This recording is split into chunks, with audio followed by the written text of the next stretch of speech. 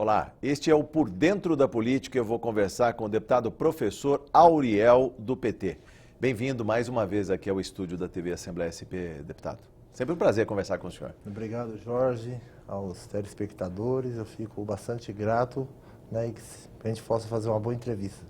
Deputado, vamos falar da questão dos professores. 15 de outubro, um dia de comemoração dos professores, mas também de muita reflexão. O senhor que é deputado, mas já foi vereador em Guarulhos, né, por diversos mandatos, 4 mandatos, se não me engano, é isso? 4 mandatos. 4 mandatos, professor de matemática, licenciado, que tem a falar sobre essa categoria que aqui no Brasil mostra muito sofrimento, muita dificuldade, deputado. Então, eu que já tenho quase 30 anos de magistério, atualmente tenho 10 anos que eu parei de lecionar, sou professor da Rede Municipal de São Paulo. Sim. E a gente vê, desde aquele tempo, quase 30 anos, o desmando e o descaso com a educação no nosso estado.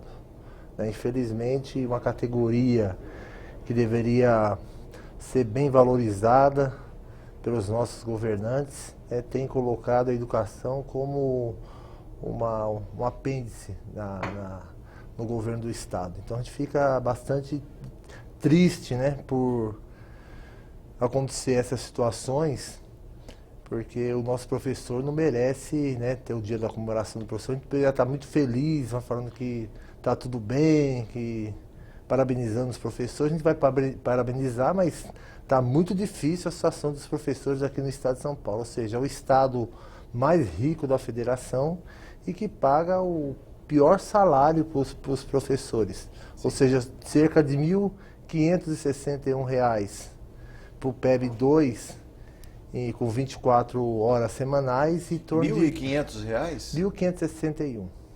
É o salário base de um salário professor. Base do professor. E 2.200, em torno de R$ 2.200 para o professor que trabalha 40 horas semanais. Sim. Então é um descaso, um desmando, e uma afronta àqueles que vão levar a educação para os nossos jovens, aqui no nosso estado. Então a gente fica muito entristecido com essa política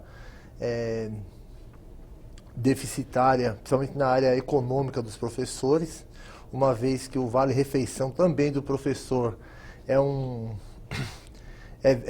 em torno de R$ 8,00 por dia, enquanto que um vale aqui na Assembleia praticamente é quase R$ 50,00. Ainda tem uma ajuda de custo ainda para os funcionários da casa. Então a gente fica... As principais demandas do professorado hoje, eu queria até falar com o senhor, nossa produção foi atrás da data, o 15 de outubro, um decreto imperial, Dom Pedro I, decreto imperial de 1827, que data da criação dos cursos de educação elementar no Brasil. 15 de outubro, para marcar bem essa data que se comemora o Dia do Professor. Mas o senhor está me falando de demandas, digamos, financeiras da categoria. Por que a profissão é tão mal valorizada? Vamos falar, deputado. Eu entendo que a política instituída pelo nosso governador, pelo PSDB aqui no estado de São Paulo, uma vez que em outros estados a gente consegue ter a demanda e uma valorização melhor do professor, ou seja, a carga horária é menor, o professor consegue trabalhar. Porque aqui para o professor sobreviver, eu já tive nessa situação, você ter que dar aula no estado, na prefeitura. Sim.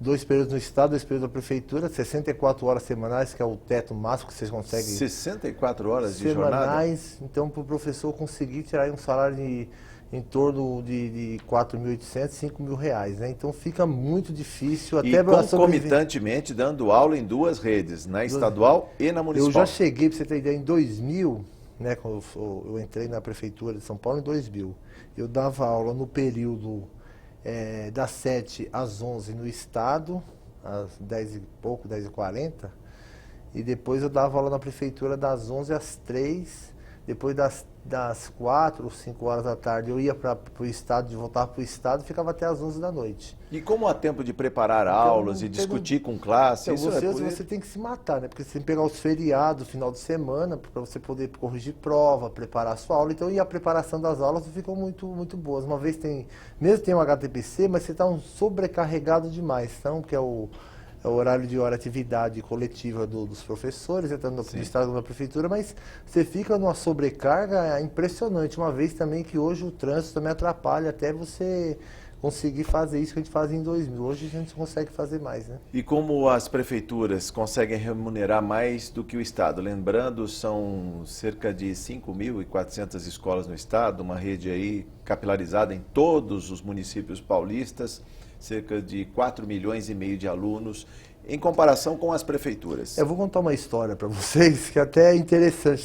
Teve um momento em que, em 97, que em Guarulhos a gente foi fazer estava discutindo a questão da municipalização do ensino. Sim.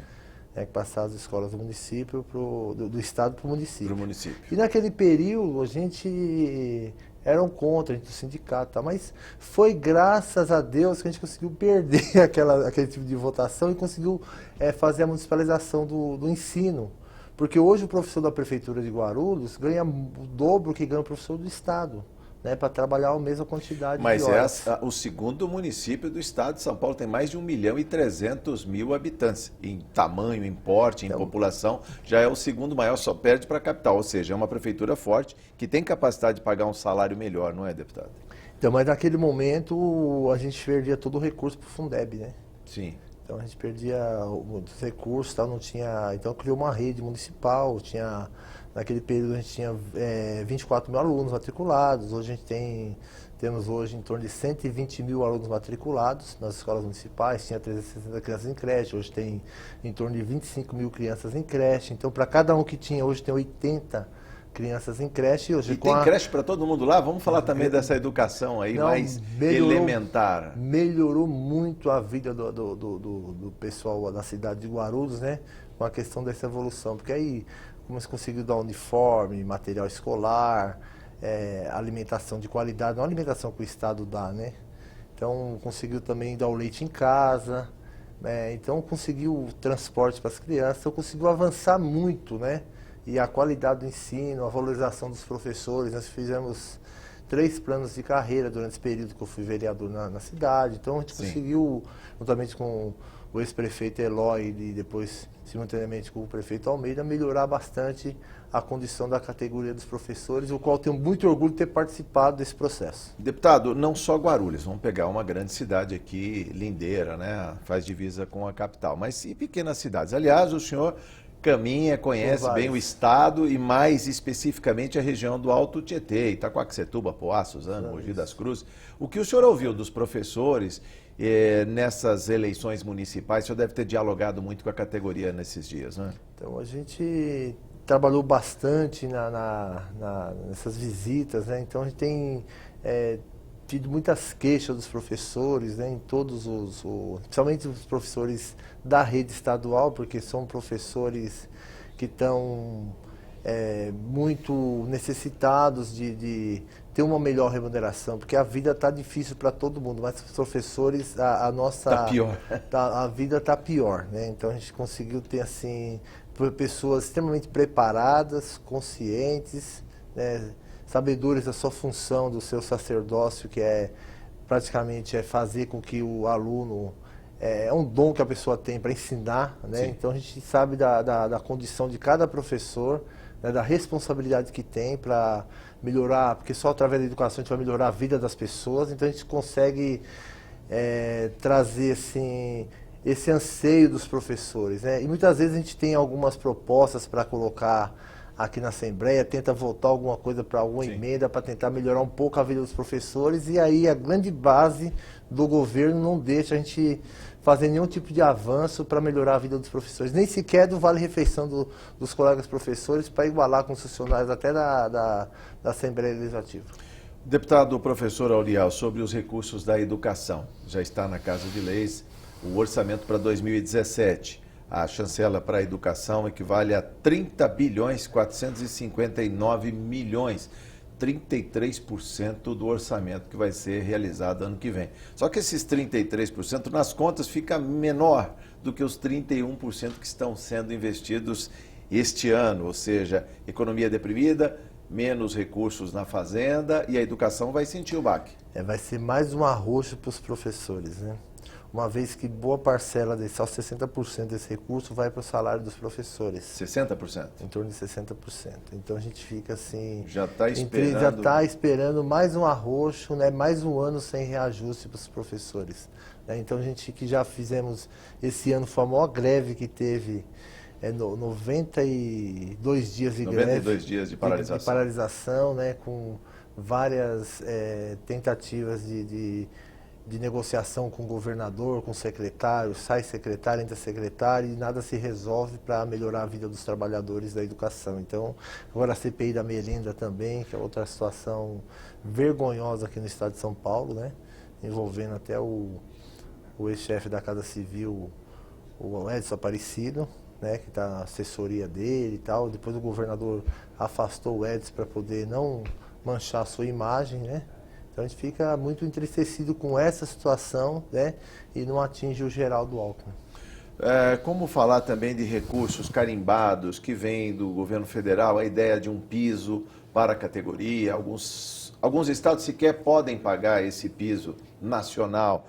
Há também a questão da PEC 241, que já passou na Câmara dos Deputados, 366 votos contra 111, ela está em tramitação no Senado. E por esta PEC, esta proposta de emenda à Constituição, os recursos vão ser contingenciados. O orçamento do ano que vem vai ser corrigido à base da inflação deste ano. Quer dizer, menos recursos para a educação, para a saúde e algumas áreas, deputado? Com certeza, né? Então é lamentável que duas áreas fundamentais, que seria a saúde, e a saúde até pode chegar a tentar 13, pode chegar até a 15 pelo que no foi caso da colocado. educação e da saúde, só uma correção, esta proposta de emenda à Constituição só ia vigir a partir de 2018, só 2018. Mesmo assim... Mesmo assim, o seguinte, o arroxo menos recursos para a educação. Menos para a educação. Então a gente vê que as propostas colocadas pelo governo Temer, né, pelo Congresso, pelos seus aliados, cada vez mais vai dificultar a vida dos trabalhadores e das trabalhadoras, principalmente da área da saúde e agora da educação também. Então a gente fica triste porque...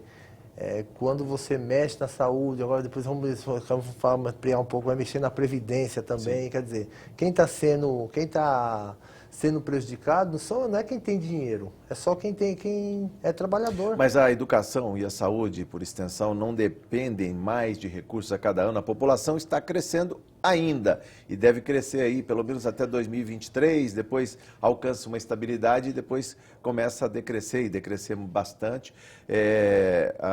Não seria o caso de se repensar uma proposta de emenda à Constituição que diz que o recurso vai bater num teto X? Se a população continua crescendo, eu preciso de mais escolas, mais creches? Com certeza, porque eu acho que a gente tem que ver a necessidade, os pontos onde é extremamente viável e também onde a gente possa ter condições de melhorar a vida dos trabalhadores. Você vai melhorar a vida do trabalhador e da trabalhadora através da saúde e principalmente através da educação. Porque sem educação a gente não vai chegar a lugar nenhum. Pois é, deputado, ainda sobre a questão das reformas que estão sendo propostas para o ensino médio. O senhor deve estar até atento a isso, né? Tem algumas mudanças já propostas aí.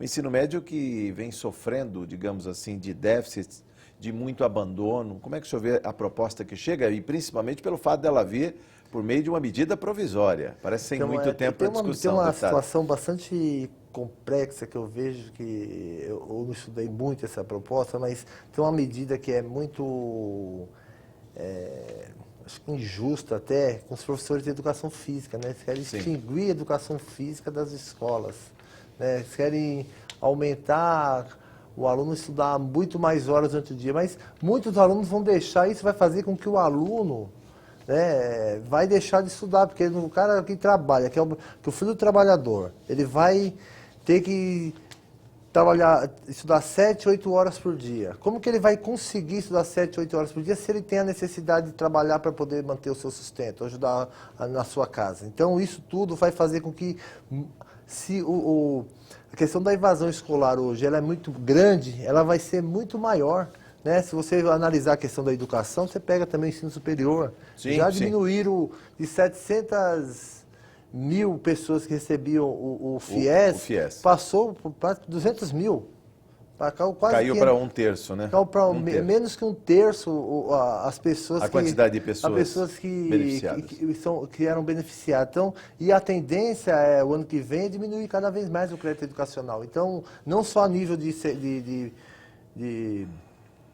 ginásio, primário, fundamental, PEB 1 e PEB 2, mas a nível também do ensino superior também. Segundo números do censo escolar, 1.700.000 alunos que estariam de 15 a 17 anos estariam fora da escola. E eu queria que o senhor cotejasse e analisasse com a gente sobre essa pesquisa. 40% por falta de interesse. Os alunos não vão para a escola porque não têm interesse. 27% necessidade de trabalho, ou seja, deixam a escola para trabalhar e ajudar digamos, as despesas da família. E 10% dificuldade de acesso e outros tantos por outras razões. Mas 40% falta de interesse. Os alunos não querem estudar nessa escola que está aí. Se você tiver um filho, por exemplo, vou dar um exemplo para você. Você tem uma criança que estuda na periferia.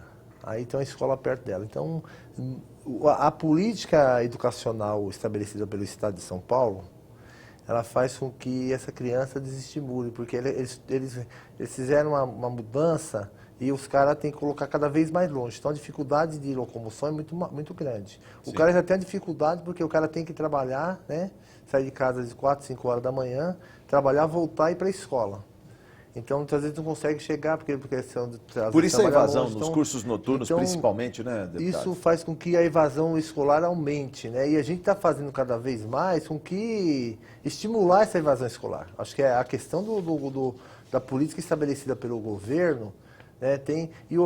Estimular a permanência escolar, não a evasão, né, deputado? Mas o governo tem estimulado a evasão, né? O governo do Estado de São Paulo, ele estimula a evasão. Uma vez também, quando você chega na escola, o aluno às vezes quer estudar mesmo, tem muito aluno que quer estudar. E chega lá, você tem 55, né? Quando você inicia o ano, você tem 50. Já fala uma sala superlotada. Uma sala superlotada, uma sala menor que essa aqui, 55, 60 alunos na sala. Então, o aluno no começo do ano vai desistir, porque o cara ninguém aguenta, né? O professor não aguenta, né? Porque tem um limite de psicológico para aguentar essa condição, e o aluno também, porque o aluno quer estudar, chega lá, o pessoal fica bagunçando e tal, porque não tem como você ter a atenção de todo mundo. Hoje em dia, com a tecnologia, celular, uma série de coisas que não é proibido entrar na sala de aula, você acaba... Mas não seria o caso de criar novas turmas, ou seja, em vez de ter 55 ali, amontoados numa sala, 40 ou 30 numa, 25 na outra, vamos dizer assim? Mas eu acho que você estabelecesse uns 40 para o ensino médio, seria um bom número, né, para iniciar o ano, acho que é um número razoável.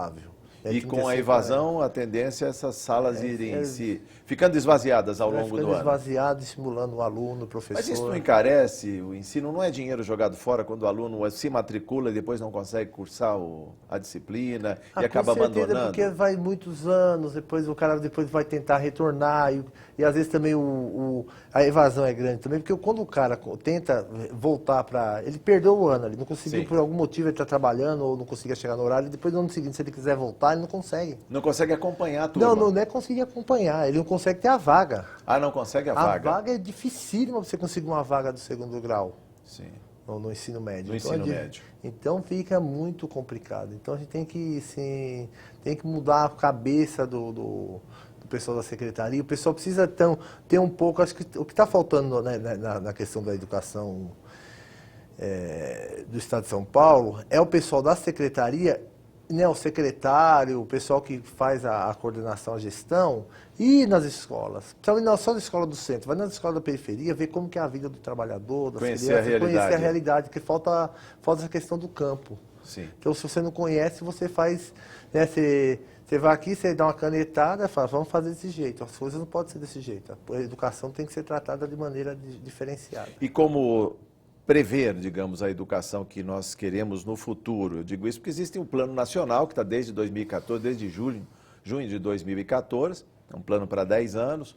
Nós temos aqui no estado de São Paulo o plano estadual da educação. As prefeituras também tiveram que fazer seus planos, quer dizer, como é possível prever o quanto a gente vai injetar na educação, mesmo com esses recursos aí esparsos, que parece que se estima aí caírem nos cofres nos próximos anos por conta de uma crise que aí está?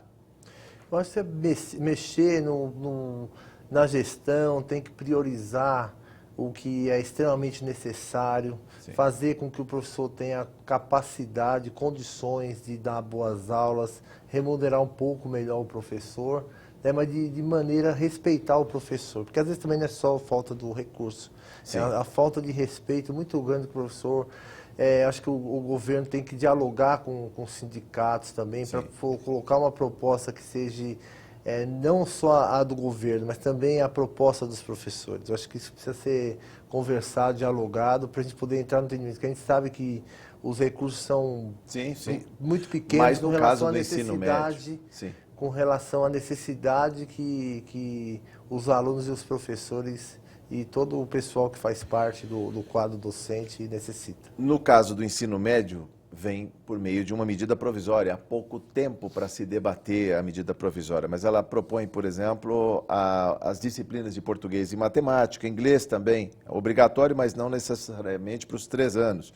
E os demais conteúdos serão determinados pela Base Nacional Comum Curricular, que ainda está sendo definida. Quer dizer, talvez a mudança para o ano que vem não seja tão radical. Também aumento da carga horária. Como é que o senhor vê essa proposta, deputado? Aumento da carga horária para 7 horas por dia, ou seja, 1.400 horas por ano. É possível, deputado? O senhor que conhece, o senhor está na linha de frente como professor de matemática, inclusive, sabe bem a realidade. Acabei de colocar essa situação seguinte, é impossível para o filho do trabalhador, não vai conseguir. Se você trabalha, vamos pôr, das 7 da manhã às 5 da tarde, né, você precisaria chegar na escola às 4 horas da tarde para você ficar até às 11. Até às 11 para você cumprir essa carga horária. Então, é uma medida que vai ser extremamente prejudicial ao filho do trabalhador, da trabalhadora, aquele aluno que quer estudar. Então, acho que cria mais exclusão, se pode falar? Cria mais exclusão e mais evasão. Né? Mais da metade vamos pôr 80% dos alunos que estudam em escolas públicas, né, que estão fazendo escola pública hoje, principalmente o pessoal que estuda ao período noturno, não vai ter condições mínimas, né? Mas a mudança é necessária, o senhor reconhece como necessária, inclusive eu digo aqui. É necessária, né, mas eu acho que a gente tem outros mecanismos, eu acho que a gente poderia aumentar até o número de anos para esses alunos, acho que fazer alguma coisa nesse sentido, e também colocar matérias que fossem... profissionalizasse esses alunos. São grupos de disciplinas, na verdade são 5 trajetórias, de linguagens, de matemática, ciências da natureza, ciências humanas, né, que é o modelo usado também para a divisão das provas aí do Enem, e a formação técnica e profissional. É isso que se vislumbra em termos de reforma, deputado. Como que você, né, aí eu faço uma pergunta com você, como que você vai aumentar a carga horária? Vou fazer uma pergunta para você e para o nosso telespectador, principalmente. Como que você aumenta a carga horária com o mesmo recurso, sendo que você vai precisar de muito mais professores, muito mais recursos, muito mais escolas para poder atender a necessidade. Eles fizeram uma coisa que eles não construíram escolas para atender essas crianças, esses jovens que necessitam. Então, é uma coisa que é inviável, que não vai ter condições de levar adiante, porque não tem nenhuma condição financeira e técnica para se resolver isso. Bom, é um plano que está sendo discutido no Senado Federal, vai ter que ser aprovado ainda por 2 votações.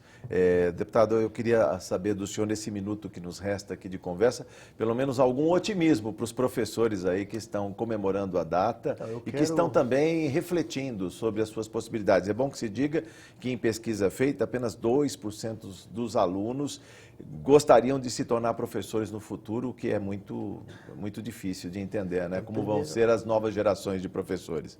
Então, eu fico entristecido com essa situação, mas ao mesmo tempo fico muito feliz por eu conhecer muitos colegas professores, saber que no estado de São Paulo, a grande maioria dos professores trabalham, se dedicam, né, dão grande parte da sua vida para fazer com que a nossa juventude tenha uma condição melhor, né, que muitas vezes saia de uma situação de dificuldade para uma situação melhor. Então, é graças aos nossos colegas professores, que é a grande maioria do Estado de São Paulo, né, e parabenizá-los pelo seu trabalho, pela sua dedicação, pela sua condução desses trabalhos que tem realizado durante a sua vida, porque é uma vida muito difícil, mas ela vale a pena, porque quando a gente tira alguém de uma vida de dificuldade, coloca numa vida melhor, a gente fica extremamente satisfeito. Recompensado, né, Recompensado. deputado? É isso aí.